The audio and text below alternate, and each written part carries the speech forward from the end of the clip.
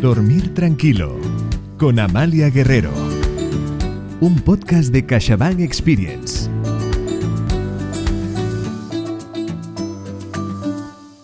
CaixaBank Experience. Hoy en CaixaBank Dormir tranquilo, un encuentro con Amalia Guerrero. Bienvenidos a un nuevo capítulo de Dormir tranquilo, una iniciativa de CaixaBank Experience y plataforma editorial. Nuestra invitada de hoy es licenciada en Administración y Dirección de Empresas y diplomada en Ciencias Empresariales por la Universidad de Jaén. Es premio de divulgación de la educación financiera del 2020 por la Fundación de Estudios Bursátiles y Financieros y es autora del libro En casa las cuentas claras, editado por plataforma editorial.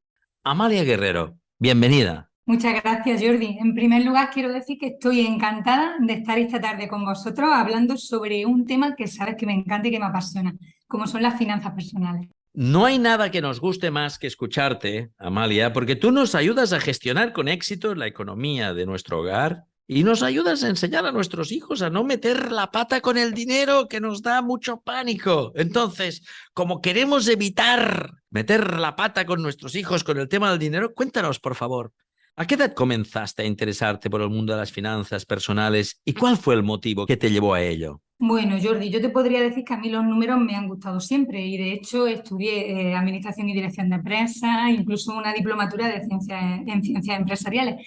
Pero en la universidad me enseñaron a administrar una empresa, a cómo hacer una planificación financiera o un plan de negocio, pero nunca me enseñaron a administrar mi economía, a hacer un presupuesto personal o así lo que hago con mi dinero hoy va a tener o me va a generar una rentabilidad en el futuro. Así que pese a toda esta información que yo había recibido en la carrera, yo cometí errores a la hora de contratar una hipoteca sin leer las condiciones, usar mal la tarjeta de crédito e incluso que me costase llegar a final de mes. Así que, como bien dicen, enseña más la necesidad que la universidad. Y lo que más me impactó fue un día que estaban mis hijos haciendo los deberes y pensé, ¿y si el día de mañana yo sigo con esta relación que tengo con el dinero? Yo no voy a poder quizás pagarle unos estudios. Y eso hizo que algo cambiara en mi cabeza, que hiciera clic en mi cabeza.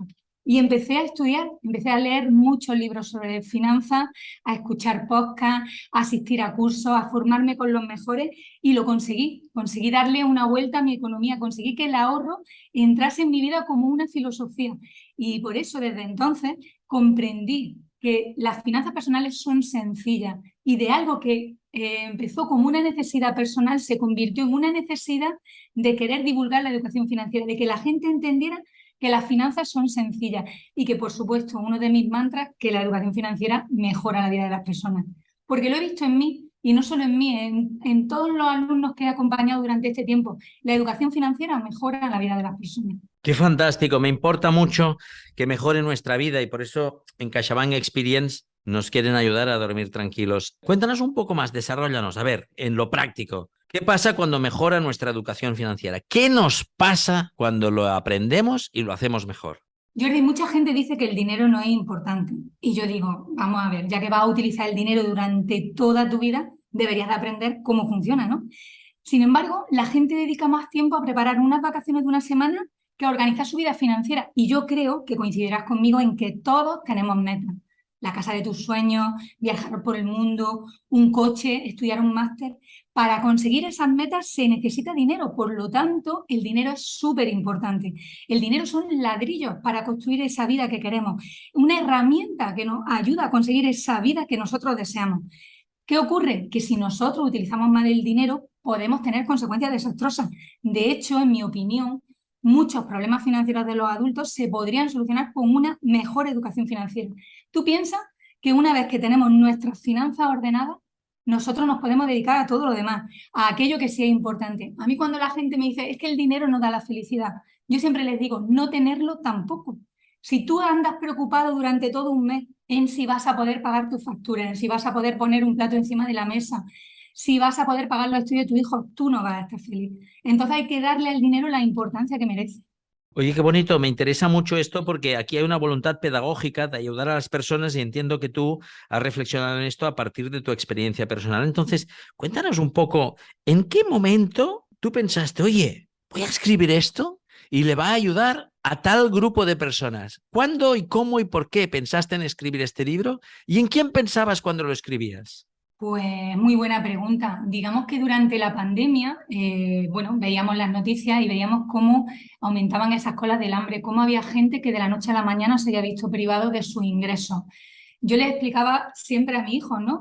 Esas personas han llegado ahí por una mala situación económica, por supuesto también hay que tener en cuenta todo el hecho de la pandemia, pero el hecho de no tener unos ahorros, el hecho de no tener una planificación financiera había llevado a mucha gente a estar ahí. Entonces yo quería ayudar, yo quería transmitir a la gente que las finanzas personales no son términos complicados como a veces nos hacen creer, sino que van más de sentido común y conocer 4 conceptos claros que explico en mi libro de una forma clara y meridiana. Entonces el libro está escrito para todas aquellas personas que quieren aspirar a esa tranquilidad financiera, a no tener que estar preocupados por cómo llego a final de mes, a pensar y a contemplar los ahorros para los estudios de su hijo, a contemplar el tener una jubilación asegurada. Hablo de términos que son muy sencillos, como son el ahorro, el preahorro, el control del gasto y cómo todo eso ayuda a que nuestra vida mejore. Si tú, como te decía antes, si tú tienes tus finanzas ordenadas, si tú estás tranquilo, si tú no tienes miedo a la hora de mirar tus cuentas, tú vas a vivir la vida de otra manera, la vas a afrontar de otra forma totalmente diferente. Que puedas decir a un plan que no porque no te apetece, no porque no tengas dinero para hacerlo. Entonces creo que ahora, bueno, ahora ha sido o fue la pandemia, ahora tenemos el tema de la inflación, pero creo que a nosotros lo único que nos permite poder afrontar todas estas cosas es hacer que nuestra economía sea fuerte, que estemos preparados. Y todo esto en el libro está explicado correctamente, paso a paso, cómo llevar tu finanza a otro nivel. Qué bonito, nos enseñas, nos invitas, nos acoges a mirarnos el mundo con tranquilidad y a pensar con un cierto detenimiento. Y nos cuentas, entiendo en tu libro de un modo muy claro, cómo enseñar a nuestras hijas e hijos a no meter la pata con el dinero, porque a veces ¡buah!, metemos todos la pata y ellos también, ellas también. ¿Qué errores son los más comunes y qué consejos les daríamos para no cometerlos? Pues yo creo que si le preguntamos a cualquier padre o te pregunto a ti, todos queremos lo mejor para nuestro hijo. Queremos que sean buenas personas, que tengan éxito, que sean felices. Y para eso les enseñamos modales, los apuntamos a clases de idioma. Pero se nos olvida una enseñanza muy importante y es qué van a hacer nuestros hijos cuando el dinero llega a sus manos. Y la educación financiera no se enseña en el sistema educativo. La educación financiera se enseña en casa. Como padres tenemos que asumir esa responsabilidad, pero no podemos enseñar lo que no conocemos. Por eso, en el libro hacemos hincapié y hago hincapié en que debemos aprender primero los padres y después enseñar a nuestros hijos. ¿Cómo? Mediante el ejemplo. Porque nuestros hijos no siempre nos escuchan, ya lo decía la Madre Teresa de Calcuta, pero siempre nos están observando. Entonces, yo no le puedo decir a mi hijo que no grite y yo andar todo el día gritando en casa. Con el dinero ocurre lo mismo. Si yo le explico a mi hijo desde pequeño a hacer un buen uso del dinero, yo les pido que me acompañen a la compra y ellos ven cómo comparamos diferentes productos para comprar el más barato.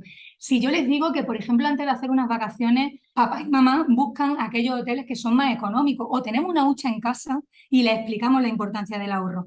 Si nosotros todo esto lo explicamos con naturalidad a nuestros hijos lo van a acoger. Siempre vamos a tener en cuenta la mentalidad que tiene y, por supuesto, la edad. Vamos a tener en cuenta que nuestros hijos no tienen filtro, ¿no? No podemos decirle a lo mejor, mamá y papá, no sé, me lo invento, ganan 2.000 euros porque cuando salgan por la puerta lo van a ir contando.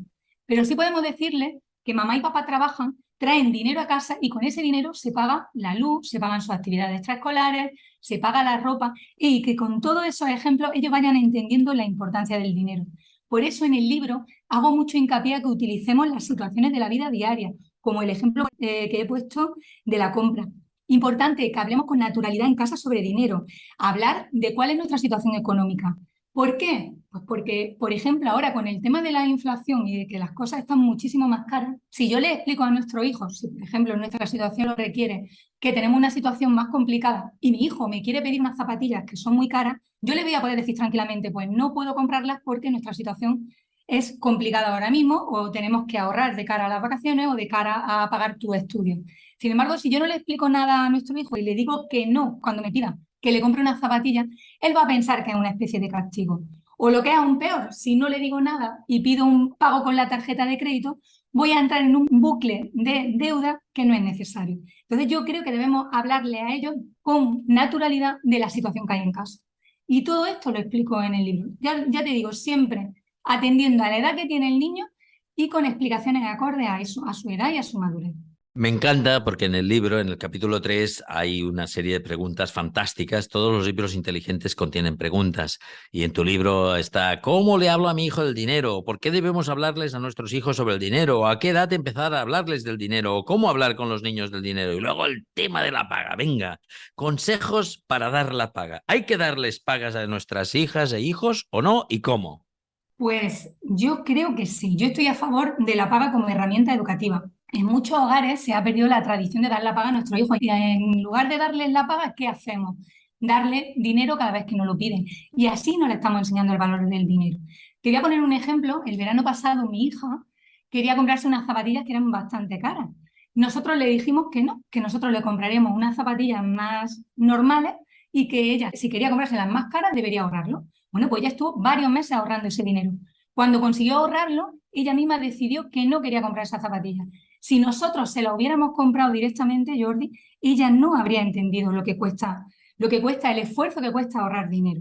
Entonces, creo que es muy importante que le demos una paga, pero una paga acompañada de unos valores. Yo no estoy a favor de dar la paga a cambio de que los niños hagan las tareas del hogar.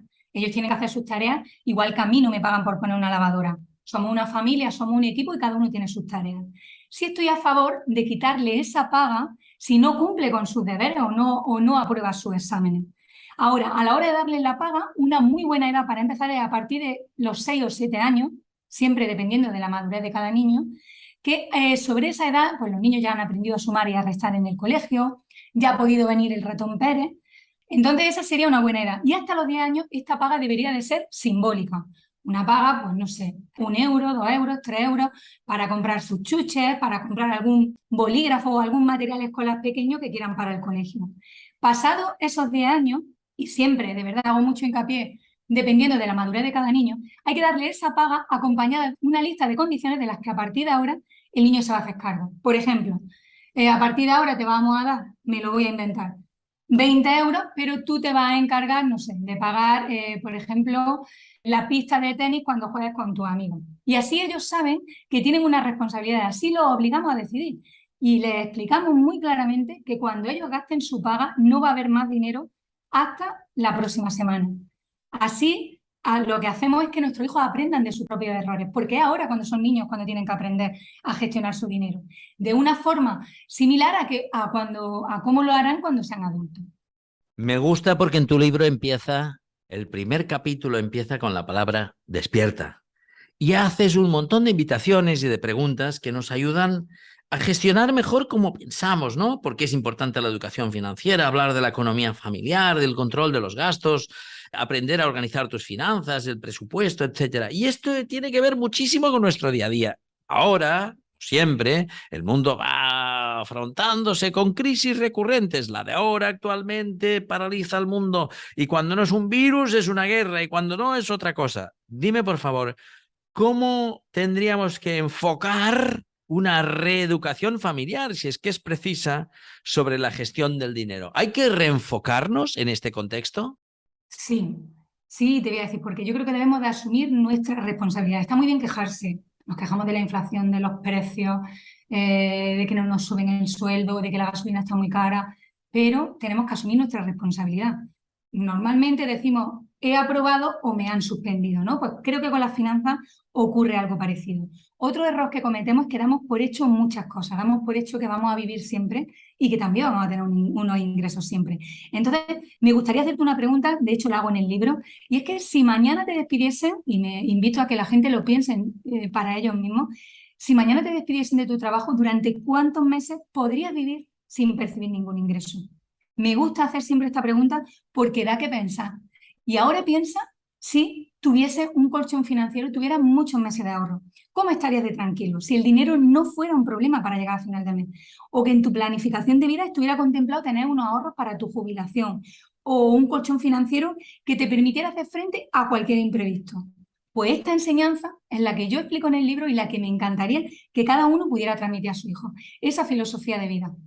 Para los oyentes que no saben que esta entrevista no está pactada, debo decir que es un subidón escuchar a Amalia siempre que la escucho y leerla, porque esta pregunta que ella misma se formula y que nos invita a formularnos, la he formulado muchas veces, amigos muy queridos, amigas muy queridas, cuando han dicho estoy mal en el trabajo y siempre les pregunto ¿cuánto dinero tienes para aguantar sin reducir gastos? ¿Para cuánto tiempo? Porque esa pregunta es fundamental. Me hace mucha ilusión, oyentes, no está nada pactado, aquí no hay nada pactado.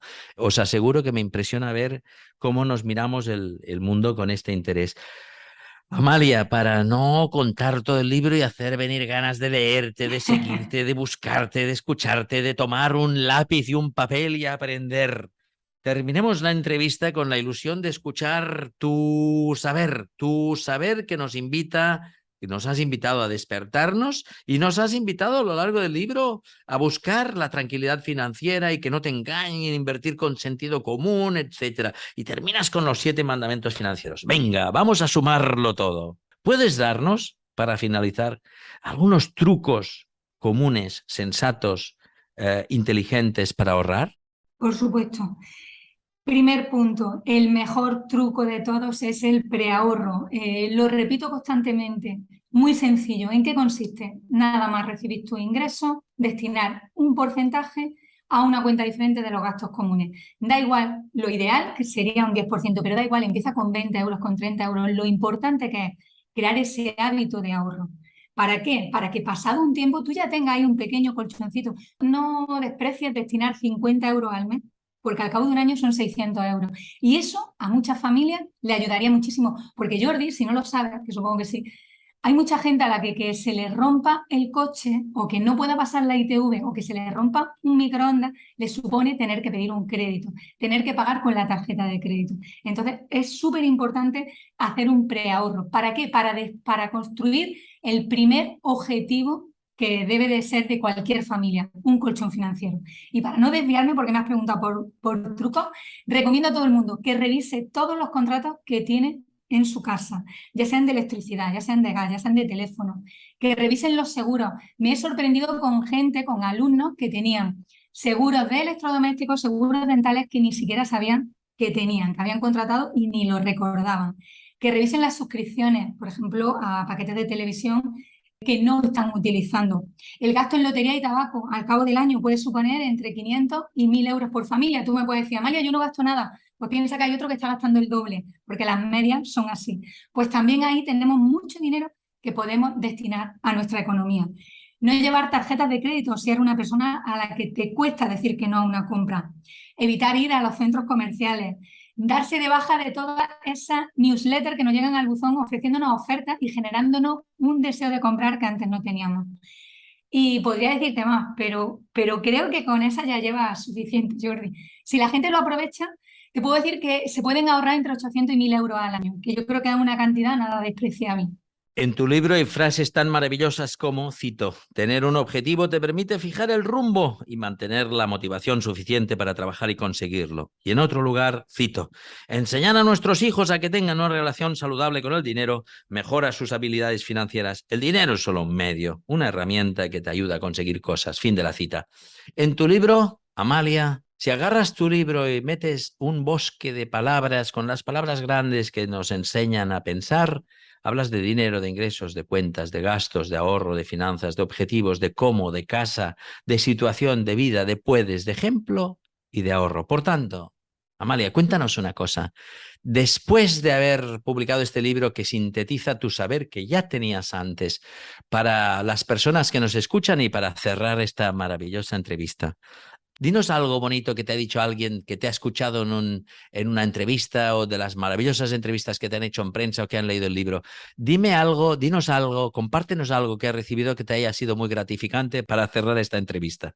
Pues mira, un testimonio que recibí la semana pasada de una chica que hace 3 años se divorció y claro, se le hizo un mundo todo, de pasar de 2 sueldos a 1, 2 niños a su cargo. Pues bueno, le regalaron el libro y gracias al libro ha podido ir eliminando sus deudas e incluso se está planteando comprar una casa. Entonces, para mí eso es súper satisfactorio, Jordi. ¡Qué maravilla, Amalia! Escuché una vez en una oficina bancaria en la calle Aragón, en Barcelona, un empleado de oficina que decía, cuentas claras, amigos viejos. Y en tu libro hablas de, en casa, las cuentas claras. CaixaBank Experience, con Amalia Guerrero, dormir tranquilo con las cuentas claras. Amalia, Qué suerte tenemos los que te seguimos y te escuchamos y te leemos. Gracias por ayudarnos a dormir tranquilos. Gracias, Amalia. Muchas gracias. Un placer. Y en el próximo capítulo nos acompañará Roberto Colom, catedrático en Psicología Diferencial en la Universidad Autónoma de Madrid, con quien aprenderemos todo aquello que siempre quisimos saber sobre psicología y nunca nos atrevemos a preguntar.